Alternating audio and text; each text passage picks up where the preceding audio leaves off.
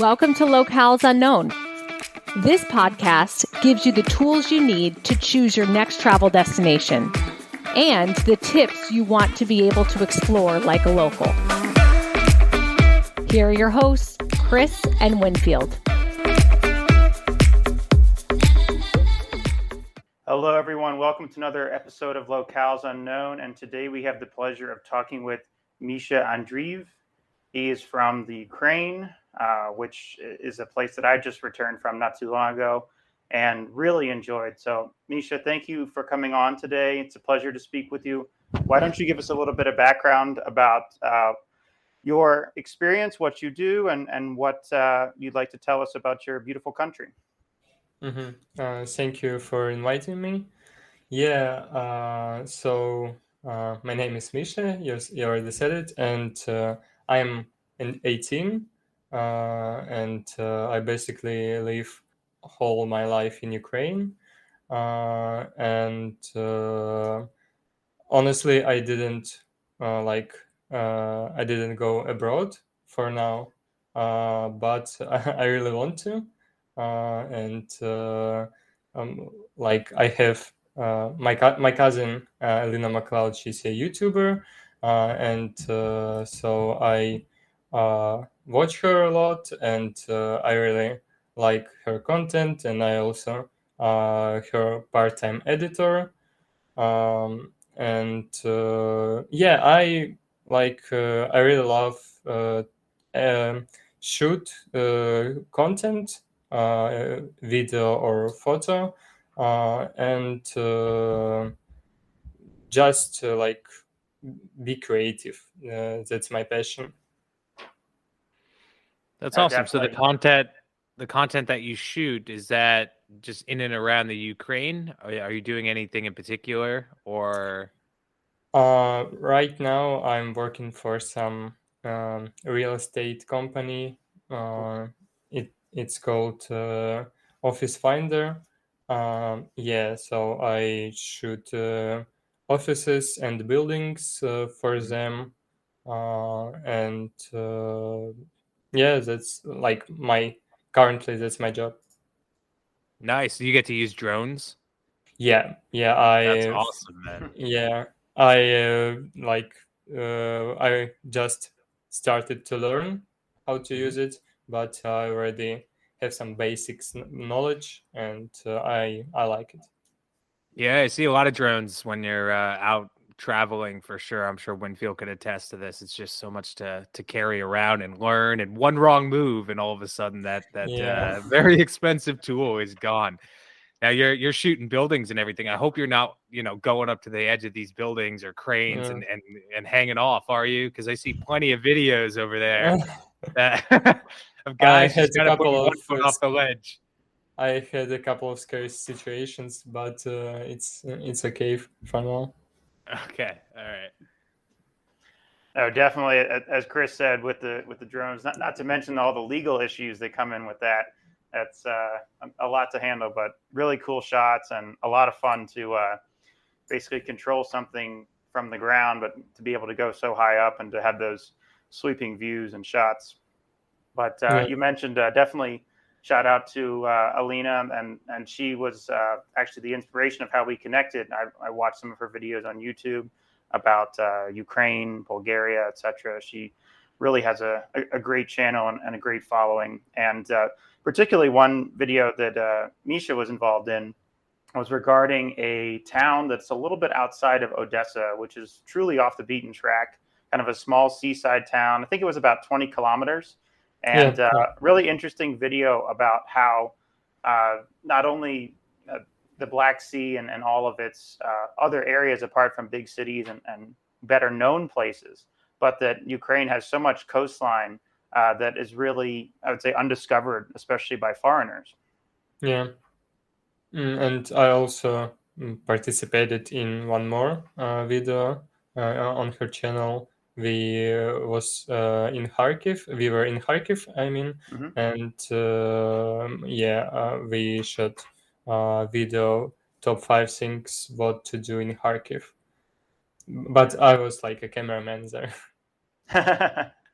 And Kharkiv is the second largest city population-wise, right? Yeah, the city impressed me because it was my first time in Kharkiv. Where do you live now, Misha?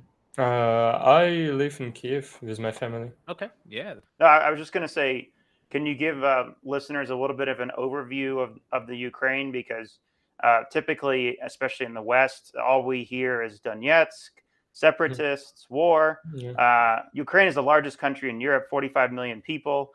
There's really a lot more than just a few disputed regions in the east. Yeah. I mean, this like war thing is it was very hyped in 2014 and 15, but since then, like all Ukrainians just got used to all of it, and there is like my thoughts. It's they're just like making money through this our government and Russian, and they just don't want to stop this war. Right. Yeah, but you ask about what was your question again? Yeah, so just kind of an overview of the country, and tell us a little bit about Ukraine from outside of the perspective of the war, as you just mentioned. So, kind Yeah. of Kiev, Lviv, they're very different in terms of culture, but also in terms of language in certain parts of the country, more Western Ukraine than the East, right? Yeah. So historically, Ukraine was there was like two parts of current Ukraine, east and west part, and almost all history, Ukrainians were under Russia, east part were under Russia, and west part was under like Poland and a lot of different countries. Yeah, so that's why our culture and our culture is so different from east to west, because a lot of very long time people lived in different countries, and only 100 years ago or so Ukraine like was these two parts of Ukraine, separate parts, was like again connected to each other. Ukraine has a lot of different cities with and in these cities you can do like a lot of different stuff, because we have like Odessa, it's a city near the sea. We have Uzhgorod or Lviv. This is cities near mountains, and you can like ski there or so. And we have Kharkiv, Kiev. It's like main living cities. No, exactly, and I think that you hit it on the head. There is that there is so much cultural influence from different places that each uh, region almost has its own distinct history, makeup, and it's just coming together as a nation. You know, a very young nation, only a little over 30 years of independence. Yeah. So that's something that is important to contextualize. So you mentioned you're in Kiev now. What is life like in Kiev, and give us a little bit of an insight as to how things are there. Things are pretty normal. Are you talking about like living or like with COVID stuff or what? Yeah, it's mostly living. Well, COVID. Hopefully, COVID is behind us, but we don't know, of course, at this point still. But yes, what are your observations about daily life and also the virus as well? Mm-hmm. Yes, so I mean, Kiev, like a capital, like every capital is a big city with a lot of opportunities, and it's one of the most beautiful cities in Ukraine. And I mean, life right now in Kiev not very good, like in all of Ukraine, because uh, first of all, this COVID situation is going worse, getting worse. I mean, and uh, also, I mean, a lot of people uh, have poor salary.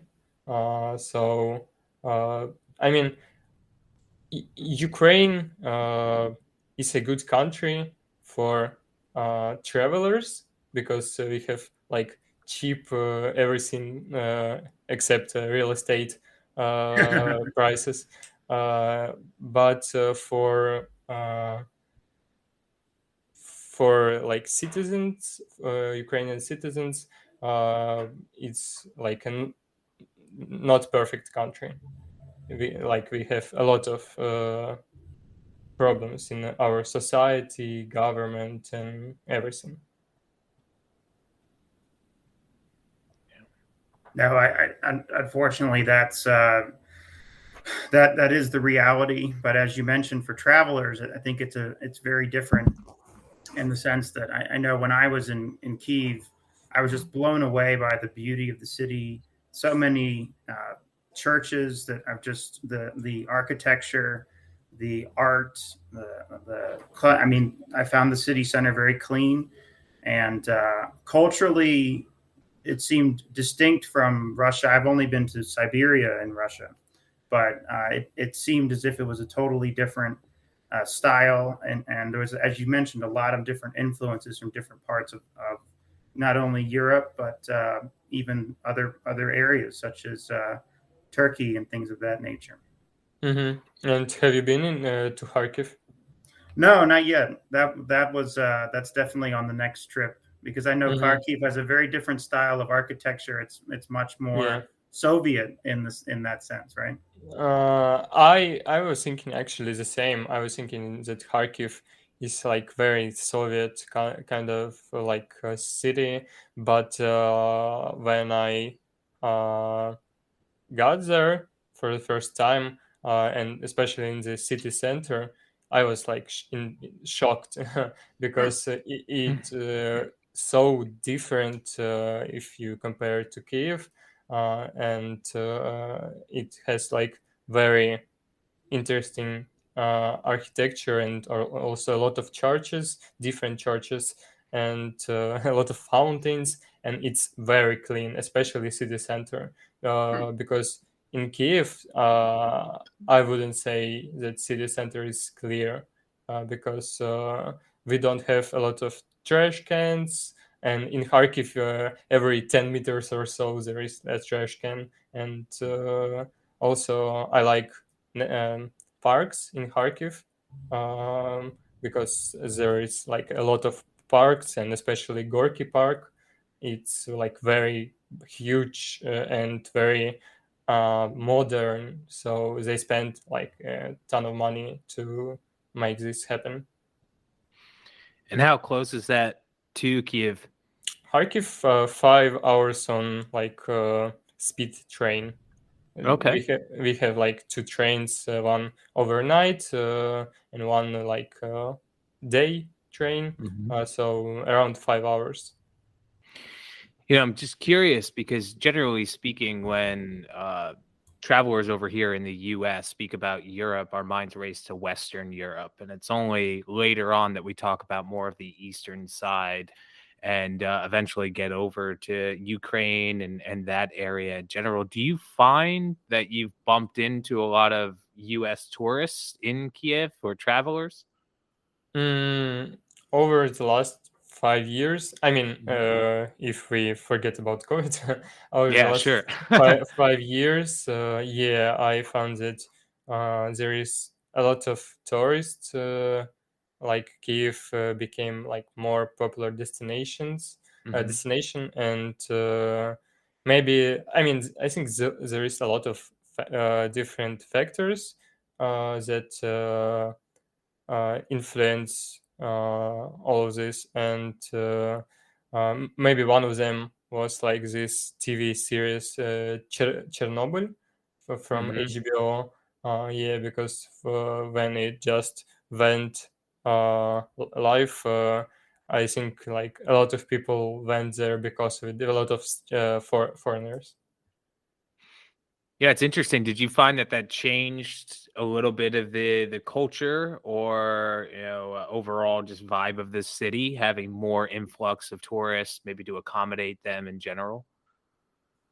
No, I didn't like noticed some changes or so. Just like more tourists on outside. Yeah. No, it's kind of a good thing because other places that I've been to, I'll go and then I'll go back years later, and you just see that it's completely changed because it's more set up to cater to tourism, and you kind of lose the culture Yeah. in that aspect of things, or they kind of just segment a certain part of the city where, okay, this is where all the tourists go, and they don't really venture out to see what the real Kiev and the real Ukraine is overall. So it's good to hear that you kept the roots, and we're just enjoying being able to have the chance to get over there. I know Winfield absolutely loved his time there, so I keep wanting to hear more and more about it. Can I ask you guys a question? Of course. Because I don't really I don't often speak with Americans, and like what do you say about like living in America right now? What's like problems, and what like current life looks like in America? Because I'm interested. Go ahead, Chris. No pressure. All right. I was going to actually say you go first so I could think about my answer, but I think it varies. Number one, I think Americans, a lot of the times they forget that we were born in America. We were born into the first world. So we are already accustomed to a lot of privileges that the rest of the world yearns for, and we take advantage, or take it for granted, all of those things. So the term, I don't know if you've heard this before, but first world problems. Have you ever heard of that? Yeah. Yeah. So it's a slang term just for the small things that we blow out of proportion. Sarcasm. Yes, exactly. But it also puts into perspective how good our lives actually are if we're worrying over these small details. So I can't complain. I still feel very fortunate being an American. As far as the political climate, going back even before 2016, as well as how COVID was handled. That's up to interpretation. It depends what side you are on. I will say that we are kind of segmented as a country at the moment. We are definitely on two separate sides, unfortunately. And it's only when you go outside and you talk to people from other countries that you realize what our impact is around the world, and how we need to basically focus on what really matters. And one more question. Sure. Like, what do you think about like Trump and Biden and all of this? Because I mean, you're Americans, and No, I love it. I'm laughing only because I backpacked back in 2018. So I kind of traveled a little bit here and there. I went to New Zealand and Southeast Asia and around. And anytime I met anyone, immediately during that time, it was like, oh, Trump. Oh, Trump. Yeah. So then I started just saying I'm from Canada, Yeah. No one cares about Canada. Everyone speak about America.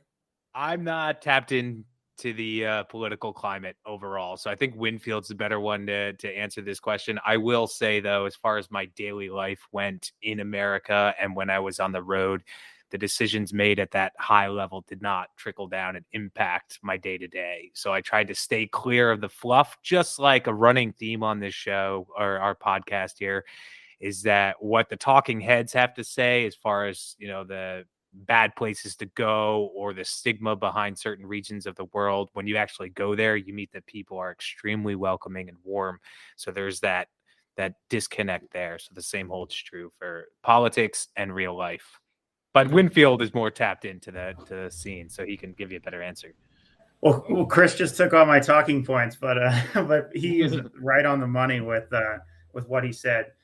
To start with, in terms of experience in daily life in the U.S., it really varies. I think there's a stark contrast or dichotomy between whether or not you came to America as an immigrant and whether or not you were native born in the U.S. And I think there's a difference there in terms of not only linguistically, but culture and preservation of culture. Because there's, I guess, native-born Americans, whatever their background or ethnicity, it's often quite easy to lose your culture, and it's hard to preserve over generations. I think that's been seen really for the past few hundred years. So I think that is a big difference between, say, the U.S. and some other immigrant societies, maybe Australia, New Zealand, even Brazil, where I'm actually currently in Brazil. So that's something that's of interest.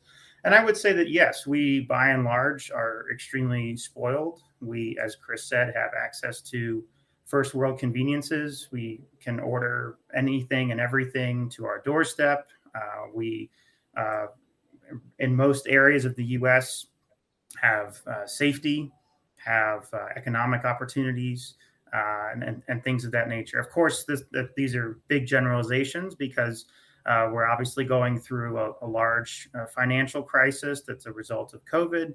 We're going through a lot of changes to not only economic changes, but political changes, societal changes in terms of social rights and social movements. Mm-hmm. So I think that each person that you ask that's American will have a different viewpoint, a different perspective. And that just goes to the diversity of the nation and how each person through their lens can see a different side of the U.S. and how daily life affects them in different ways. Mm-hmm. To the political question, I also would err with Chris's caution. I think that there's a lot of propaganda and there are a lot of focus that's put on figureheads, whether it be Biden, Trump, or any presidential political candidates. The U.S. is a very devolved system of government. The states have a lot of power. Municipalities have relatively a lot of power. So the edicts, I will say, the decrees that come from the White House, whether you're Republican or Democrat or somewhere in between, often they're just caught up in the court system. And they won't necessarily impact people directly. Now, of course, there's a lot of rhetoric and a lot of propaganda that's thrown around. But by and large, Congress is paralyzed. I mean, we can't even pass an infrastructure bill, let alone any kind of spending bill right now. And we've almost had a new president for an entire year. So I think that there's some similarities there between President Zelensky, the new oligarch law that's being put forth in Ukraine. Mm-hmm.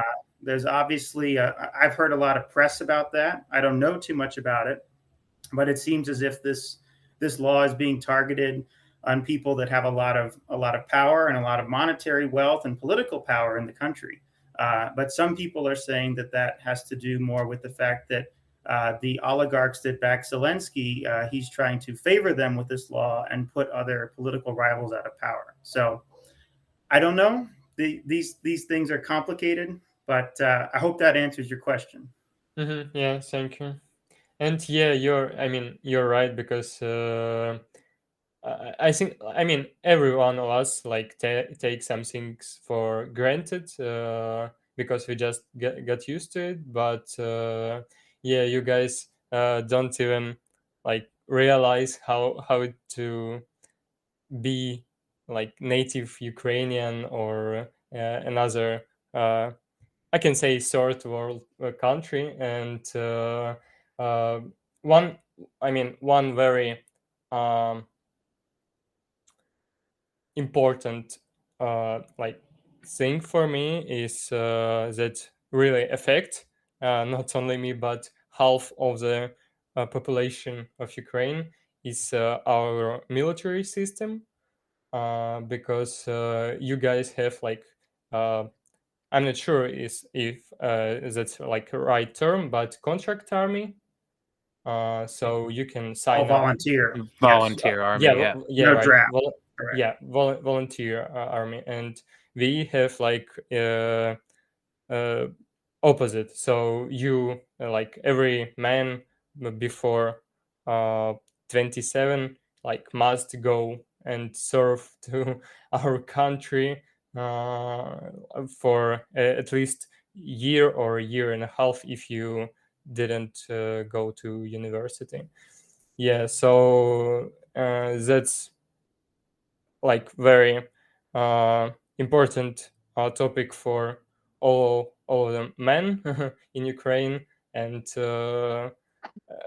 no one like it here. And but I mean, I don't know when they like would do volunteer army here, but it's like especially a topic for me because I just turned 18 couple months ago.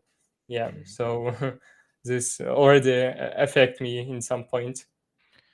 So how does that process work now that you're 18? You said it's every man, I should say, below the age of 27. Do you have to Yeah. immediately go and do your No. year and a half of service? Thank to the God. I mean, a lot of people, men, just hide. Okay. And yeah, so we have like two periods of time of the year when they can take you, and it's fall and spring, so 3 months there and there. And yeah, I mean, uh, people from the military, they just staying outside metro. It's your subway. They're staying outside subway and just waiting to seek some people. Yeah, and a lot of not not like, I mean, not stupid, but they're not smart either. People just go there with this military guy, and they just basically go to the prison for 1.5 year, because army, I mean, for me, army is the same with the prison because you have no rights there. Yeah. I mean, that's one more thing that a lot of people don't even think about in Europe or or West, but in Ukraine and Russia and different Eastern Europe countries, we have this problem, I would say. And right when you just started telling us about the aspects of the military and the mandatory service, you mentioned something where it's, we don't have an idea about living in a third world country. And I think that you really hit the nail on the head there. And that was an inspiration for Winfield and I to start this podcast, is that, the majority of the time when you talk about travel, it's all the glitz and glamour. It's the nice places. It's the go visit the museum and the monuments and the churches. But it's not necessarily about maybe the underbelly in certain senses of the day-to-day culture that not everyone can escape from. And it's not a pop in, pop out thing. And this is kind of, this is amazing that you're able to share this with us, because it puts it in perspective. Over here, we have very much a sense, and this kind of ties into the previous question you asked us about life in America. We have such a strong, burning desire for independence here.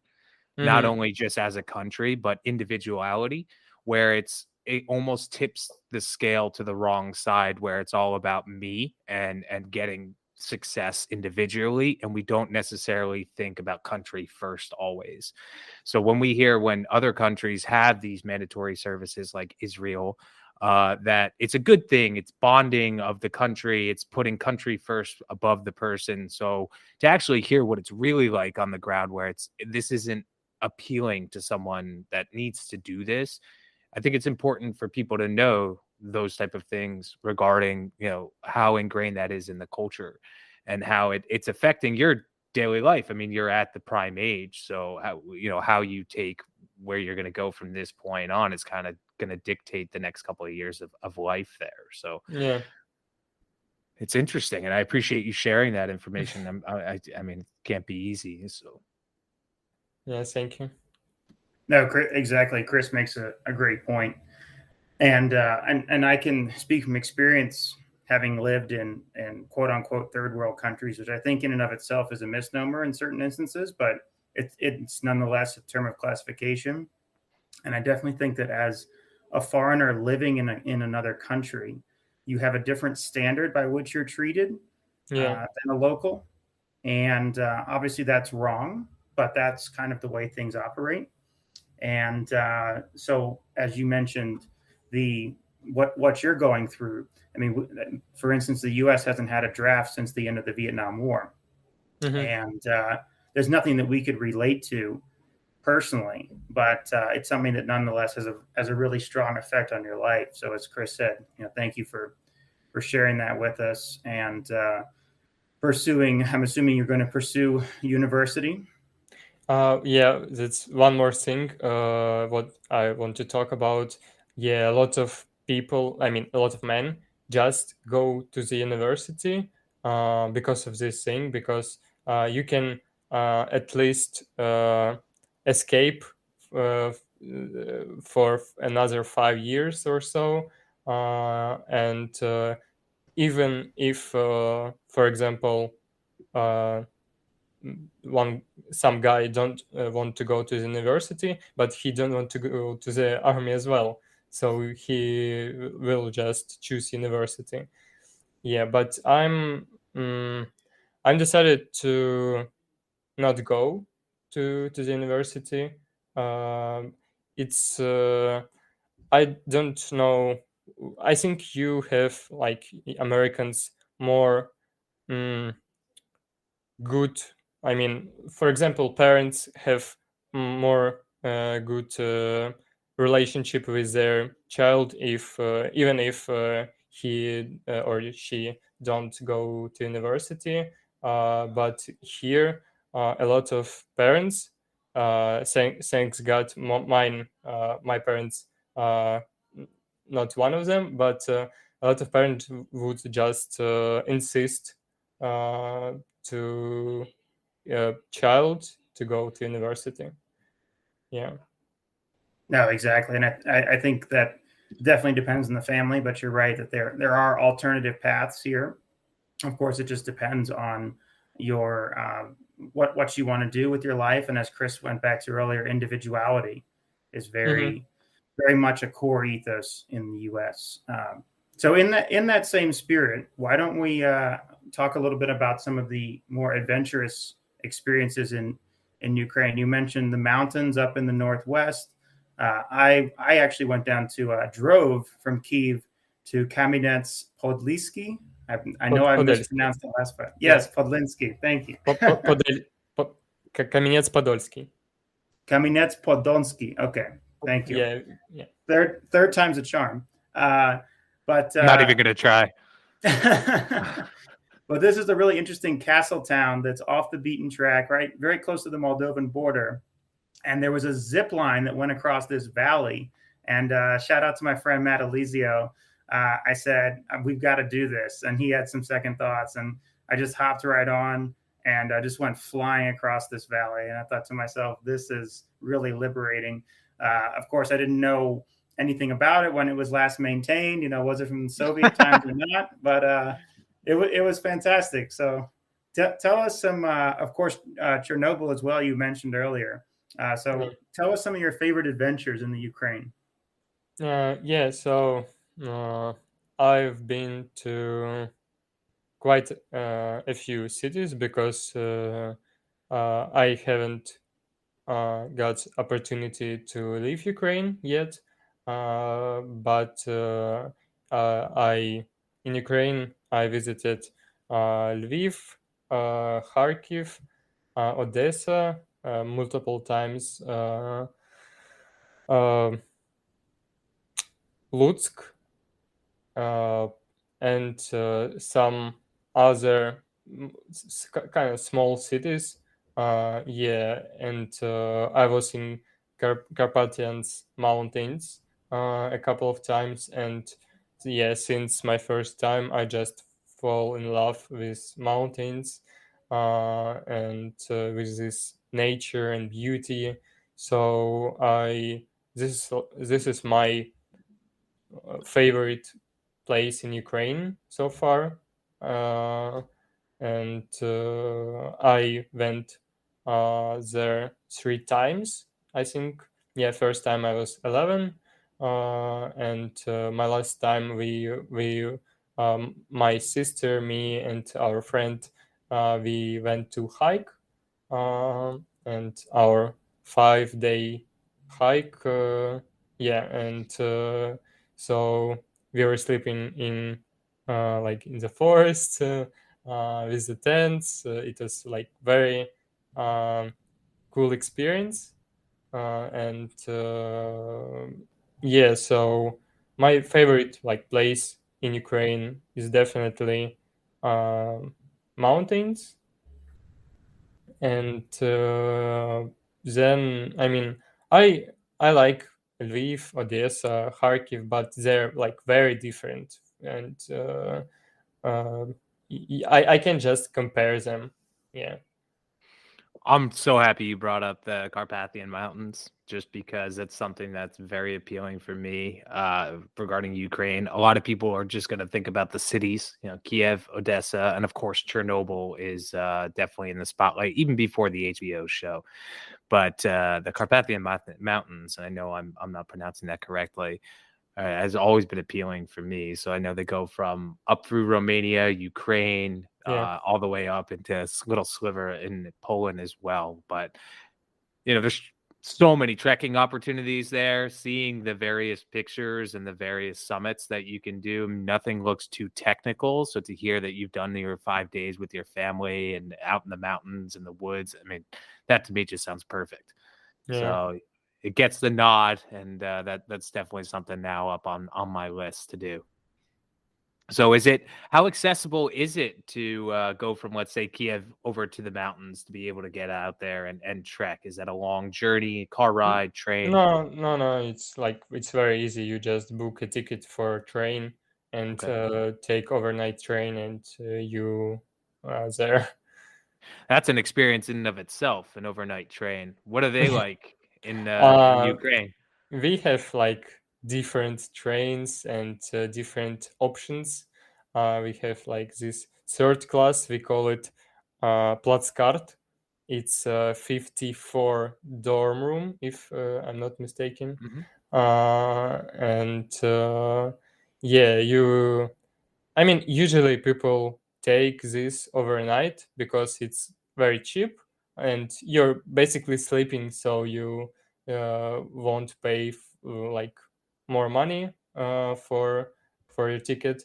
Yeah, but we also have like a second class. You have four. This is like four people in one room, and first class it's two people in one room. So that third class just sounds like it's the largest hostel in the world. 54 beds altogether. Yeah, and there is always some drunk man that sleeping very loud. You better be the first one to sleep, or you better not need any sleep for the night, then, because that sounds like it's going to be a loud room. But it's funny. I mean, even and if you haven't tried, I mean, you should try it. Yeah, it sounds like an experience. I would definitely probably I'd choose that third class just to say I've done it, because that would be kind of cool. I might get off the train in a very bad mood, but I think it would be kind of cool to do. So do they run throughout the country? Is that usually how you get around from one area Yeah, to another? That's awesome. yeah. Really? Usually by train, but if you go to the popular destination in the summer, like Odessa, it's very hard to get a train ticket or inexpensive train ticket, Sure. because so usually on summer I this was my third or fourth summer that I went to Odessa, because we have like friends there, and all these summer years we just took a bus there. So yeah, we have a lot of buses that go all over the country, and good, quite good train system. I know And it if was you kind want of to go ahead, sorry, Chris. No, I was going to ask you a question, Wisdomfield. I was going to say, I know it was kind of a blitz when you were there. Did you have an opportunity to hop on a train, or were you guys just taking the car? No, that's exactly what I was just going to say, actually, is that we unfortunately did not take the train just out of time constraints. But I was going to say, if you want real adventure, rent a car, because getting out of Kiev, we got caught up in this military parade. So they closed all the roads. And if you just imagine a scene out of any Hollywood movie where everybody just comes together in an intersection, that's what it was. It was absolute insanity. But the great part was that once we got out of the city and out into the forest and the rural areas, I mean, these roads are just amazing. I mean, I was doing 160, 170. I hope there are no Ukrainian police listening. Really? Kilometers. Yeah, it was fantastic. And people were passing me, even going faster, and I couldn't believe it. I'm just thinking to myself, wow. And final point is that I actually got pulled over by the police in a random check coming out of I was coming from a castle town right next to the Moldovan border back to Odessa, and we ran out of time, so we were just turning around. And I wasn't doing anything wrong. The guy weighs me over, and I think, oh boy, what's going to happen here? So I pull out the registration of the car, and I greet him in Russian, which I don't know if that, because my Ukrainian is about 3 words, and I had my American passport in my pocket, and I'm thinking to myself, I shouldn't pull this out because he might want to bribe. I don't know what's going to happen. I could get arrested, whatever. So I just take that out. He looks at it. He asked me something. I said, "Niet." Then he said something else, and I said, "Don't understand." And he's like, gives it back, and bye-bye. So I'm like, whew, dodged a bullet there. Could be literal. Right. So anyway, I don't know if you drive much around Kiev or not, Misha, or other places, but I did almost 700 kilometers in Ukraine, along with my friend driving as well, Matt. So yeah, it's definitely different. The roads are there. Some of them are very nice, some of them are in between, and some are not so good. So there's a big range. Well, I definitely want to ask about Chernobyl. Misha, have you been there before? No, not yet. Okay. Well, Winfield, I know that you and Matt stopped by, right? Yes, we did. And it was interesting because the bus was the demographic of the tourists was predominantly young males from other countries. And I don't know if that has to do with just the adventure aspect of it. Of course, we were really worried about radiation. But they quickly put those concerns to rest. Well, they don't at the beginning of the tour because they want you to be worried about it. And we were definitely worried about it. But by the end of the tour, they give you a certificate, at least the company that we went with did, and they show you how much radiation you take in based on your dosimeter reading for the day. The dosimeter is basically a device that measures radiation.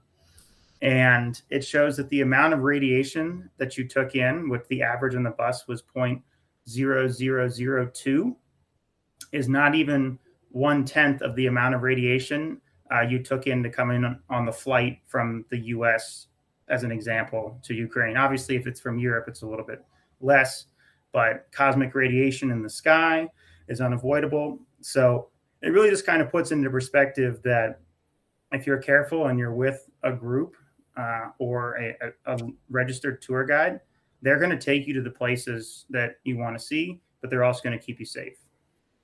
So were there certain areas of Chernobyl, Winfield, that were blocked off to you? You didn't really have free reign. It was kind of more of a guided tour. Yeah. So first of all, Chernobyl is absolutely massive. There's still people living there.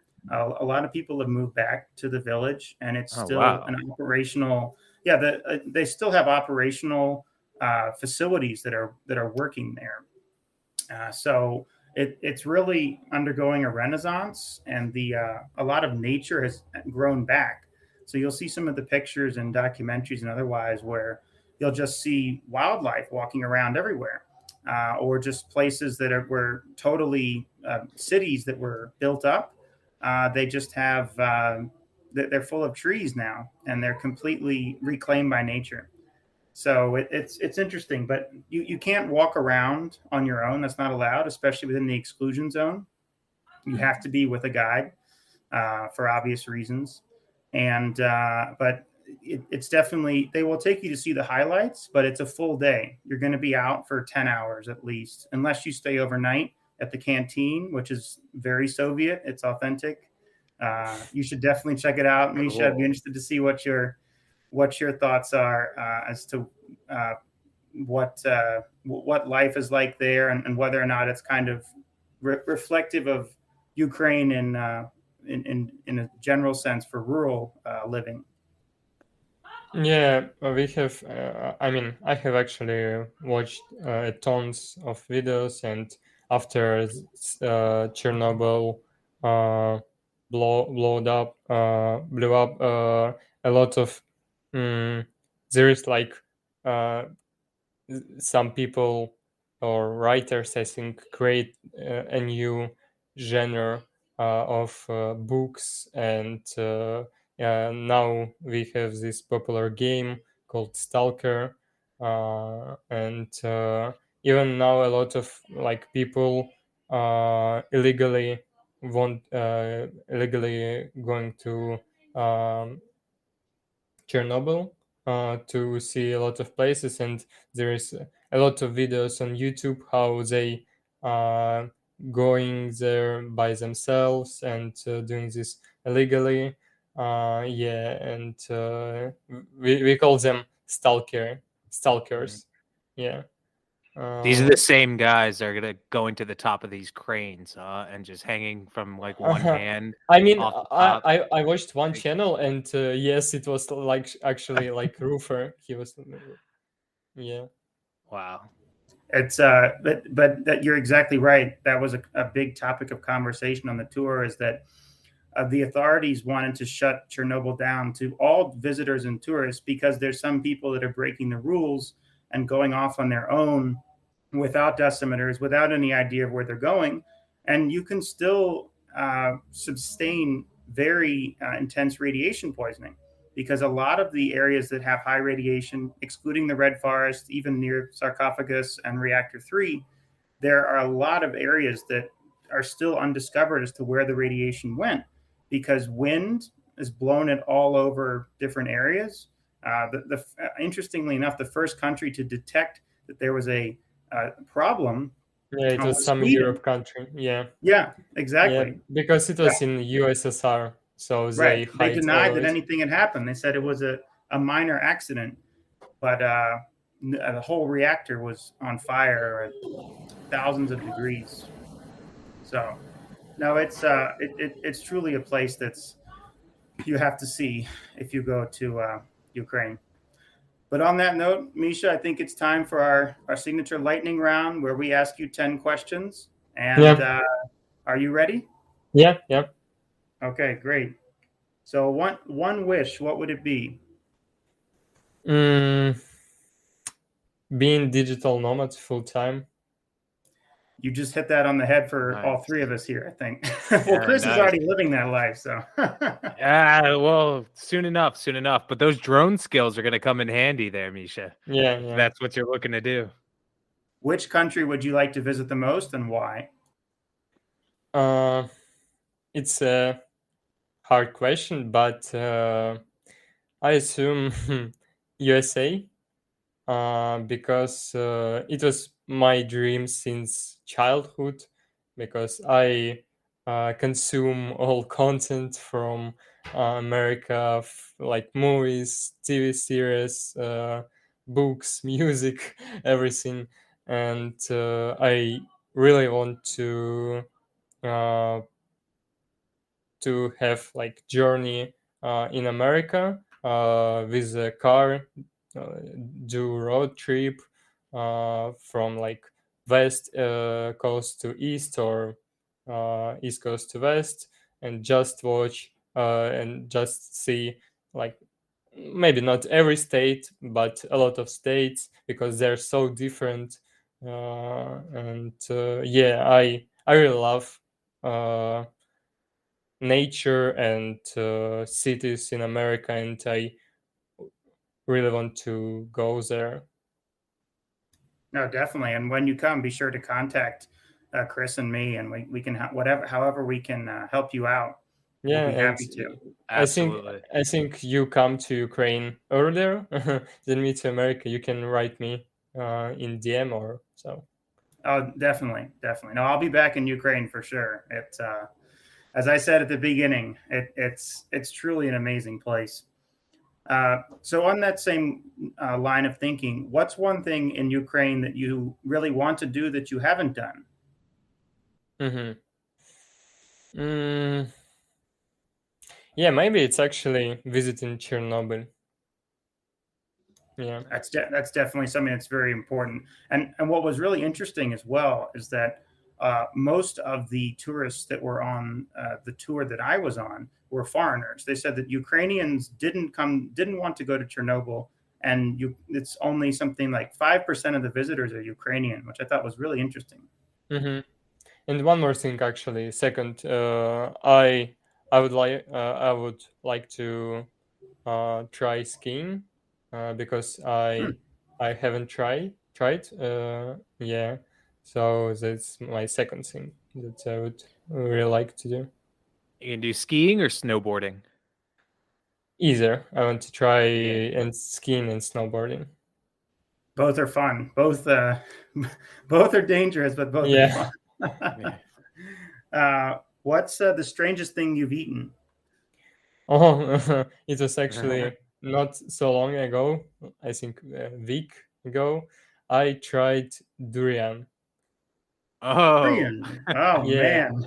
I wanted to try it since 2018, I think, when I first found out what is it. Yeah, and I tried it. I have a video that Alina shoot of me trying it. You're the second person that we've had on that said durian is the strangest thing that they've eaten. So I spent time in Southeast Asia, and you could just smell it. Every hostel, every hotel, everything always had signs, no durian allowed. It's the only fruit I've ever seen that they specifically say. The airports, they'll frisk you down. You can take on whatever you want, but leave the durian. Yeah. And what do you Did guys you like think? it? I mean, it was interesting taste. I can't even compare it to something else. Yeah, but I think I will definitely try it when I will visit South Asia. Yeah, and for those listening that don't know about durian, definitely do a quick Google search about it. It is a pungent odor that resonates from this strange, massive fruit that you wouldn't even consider a fruit. It looks like a giant hairy nut that just fell off a tree or something. But that smell lingers throughout the streets, and you know you're getting close in the markets from a mile away. But I personally haven't tried it. My hat's off to you, Misha, for having the guts to try that. I've ventured other ways, but no, it's on the list eventually of strange foods. What's your favorite thing about the Ukraine? Mm, I mean, it's probably cost of living or and everything, because if you able to make money online, you can live here like a king, because a lot of I know a lot of people who a lot of like foreigners who live here just because yeah, we have low cost of living, and I mean Ukraine have a lot of benefits and disadvantages, and yeah, that's I think one of the like best thing.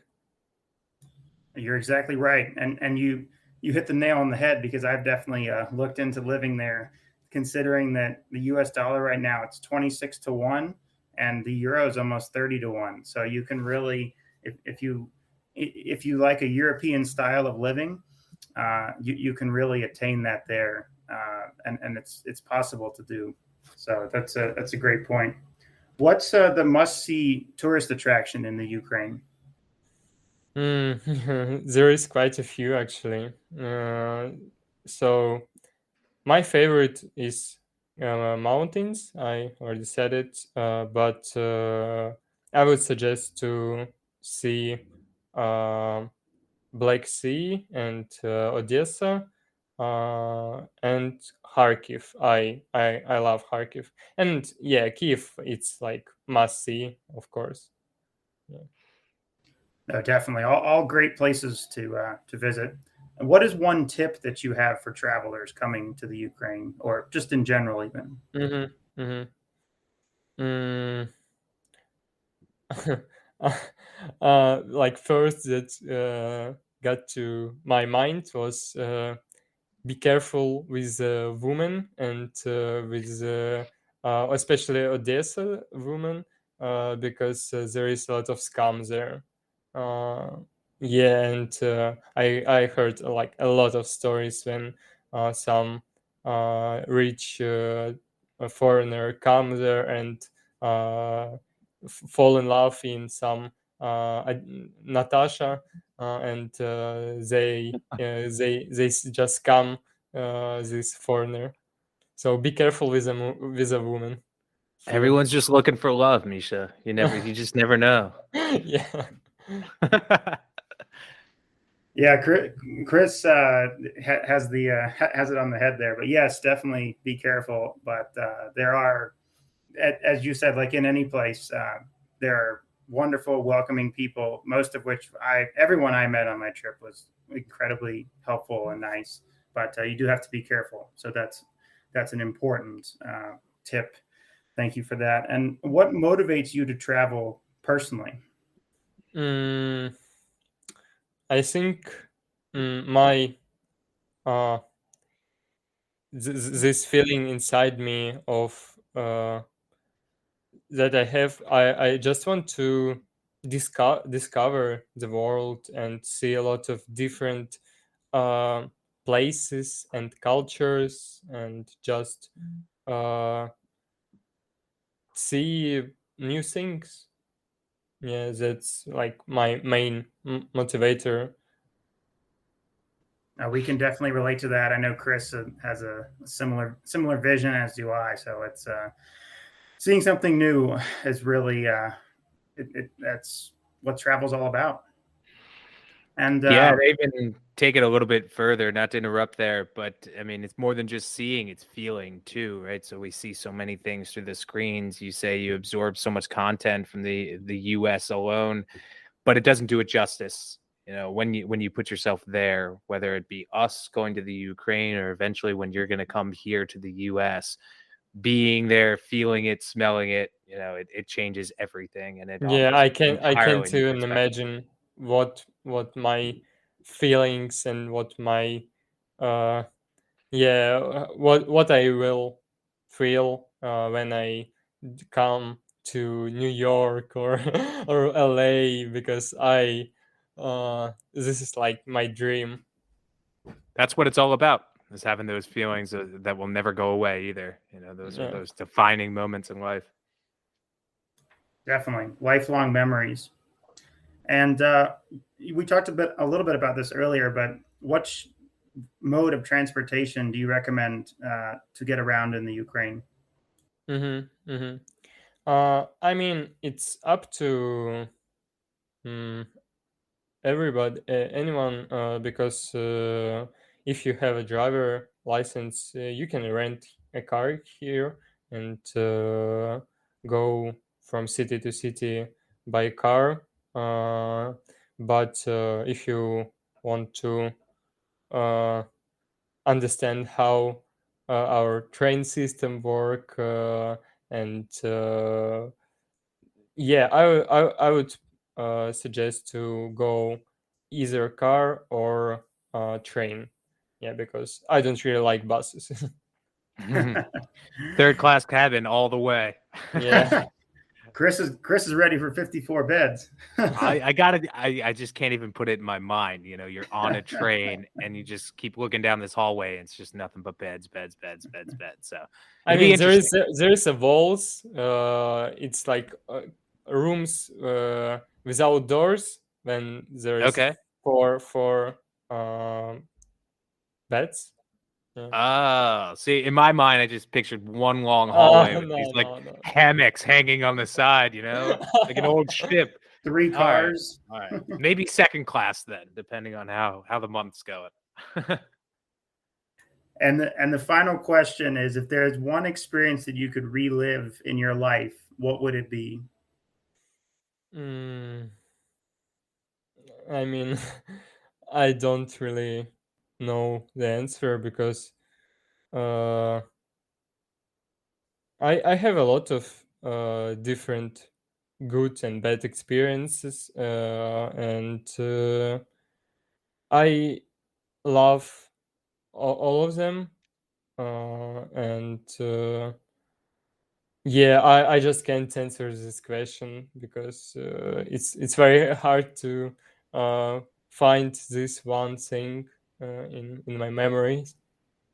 That's perfectly fine. But I think you hit a great point there. Is that good experiences, bad experiences? That's all life experience, and that's Yeah, just what traveling is. Sometimes you'll usually have a fantastic experience, but there'll be a few times where you hit a speed bump, things happen, but you keep going. That's the journey of traveling, and also the journey of life. So yeah, I think you really summed it up well there. And thank you so much for your time today, Misha. We loved having you on, discussing about the Ukraine, even having you ask us the volatile question about the U.S. We love Yes, that thank you, curveball. thank you. Yep, and we look forward to staying in touch and welcoming you to the U.S. when you come.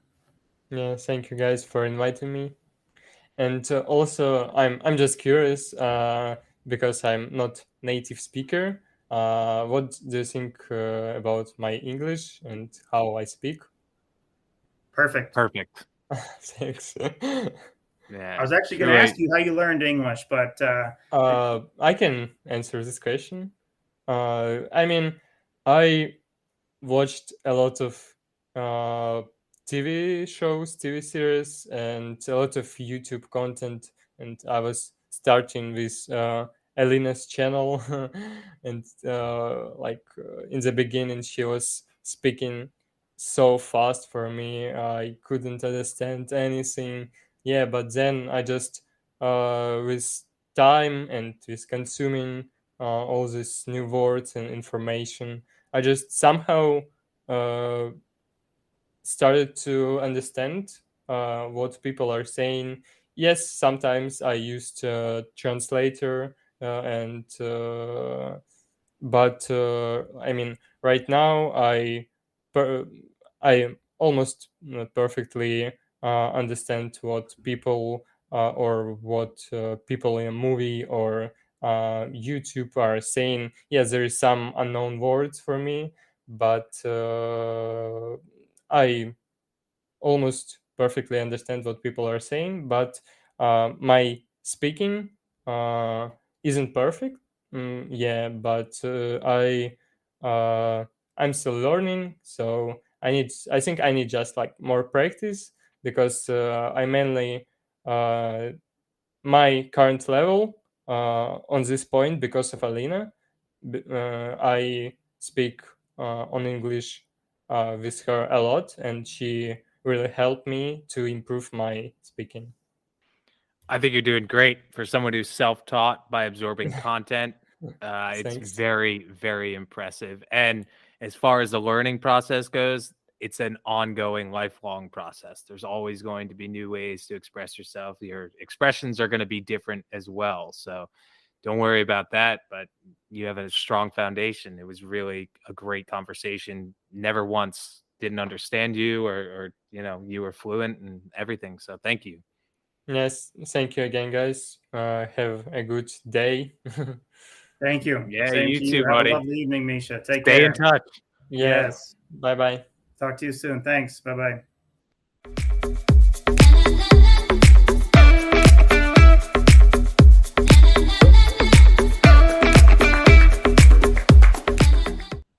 So without further ado, here's a fun fact about Ukraine. It's one of only 26 countries in the world with 100% literacy rating among adults. And that might sound like something completely random, but it's very important, especially in this day and age, and goes to the testament really at the core of the country. Until next time, folks.